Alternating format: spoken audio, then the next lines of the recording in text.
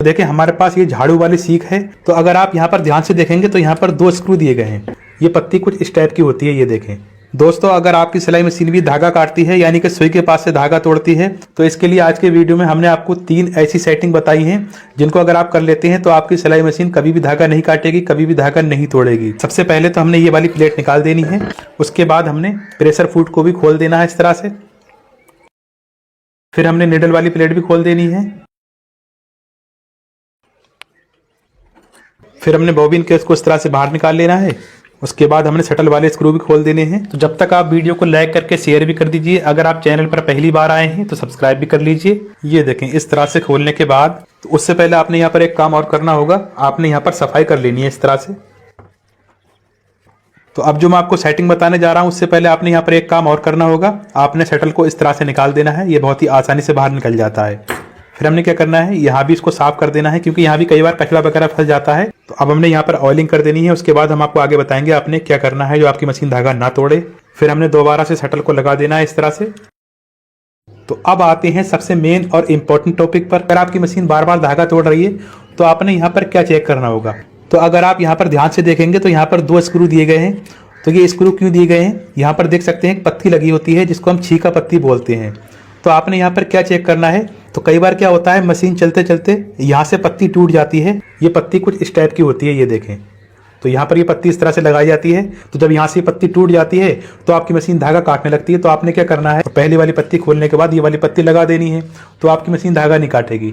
उसके बाद भी अगर आपकी मशीन धागा काटती है, धागा तोड़ती है, तो आपने क्या चेक करना है, तो आपने व्हील इस तरह से घुमाना है। जो ये वाला पार्ट है ना, तो वो ये वाला पार्ट इस दिशा में आना चाहिए, इस डायरेक्शन में होना चाहिए, जैसा कि आप देख पा रहे हैं।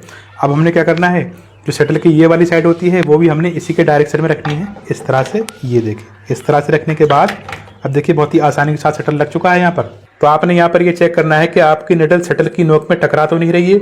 अगर आपकी निडल टकरा रही है तो आपने क्या करना है, आपने हथौड़ी लेनी है इस तरह से और इधर की बाहर की ओर मारना है इस तरह से। ज़्यादा जोर से नहीं मारेंगे।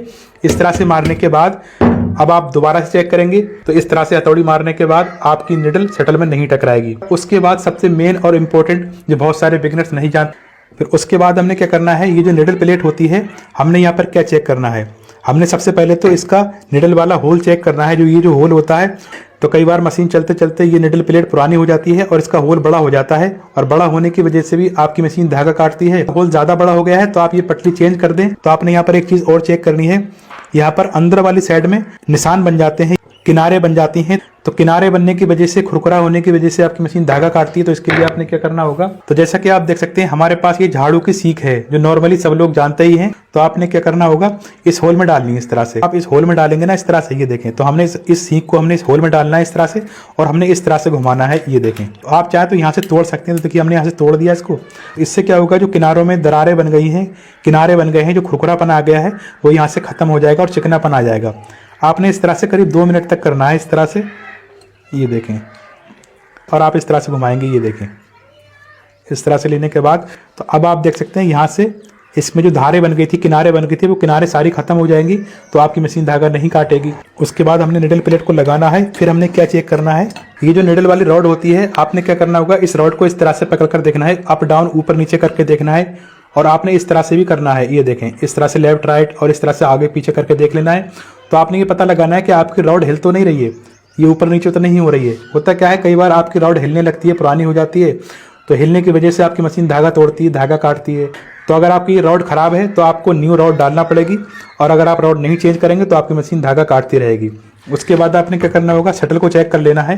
कई बार शटल खराब होने की वजह से भी आपकी मशीन धागा काटती है।